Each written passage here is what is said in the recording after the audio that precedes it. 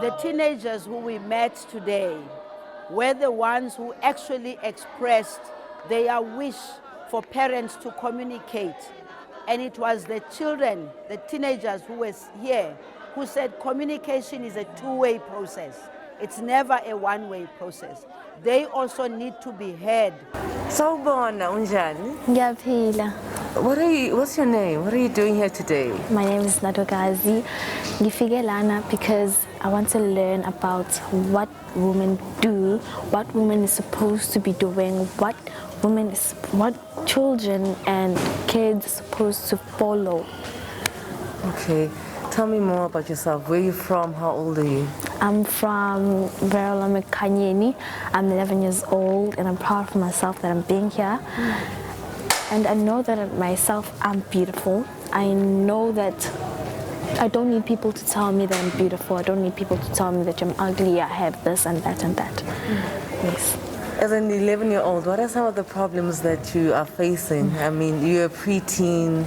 Yes, sometimes I face that the kids at school judge me a lot. And sometimes I feel emotional and then go to the toilet and cry. But I just tell myself that I must not look at them, just leave them alone and focus on myself and my studies. Okay, what do you mean they judge you a lot? You're so gorgeous.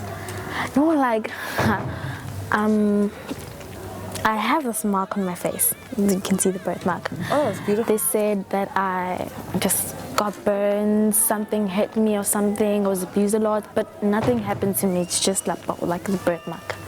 Okay. Yes.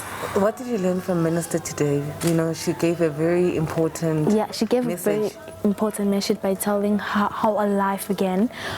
Past ago, they had a lot of troubles and things, but now it's just fine and you're relieved.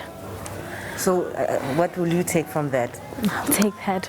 I can go to school, pass my metric and be an animal doctor. Oh, you want to be a doctor? Yes. Okay. I wish you very well, and you're gorgeous. Don't let anyone tell you otherwise. Thank you. Okay, have a beautiful, beautiful week ahead. Thank you. Okay.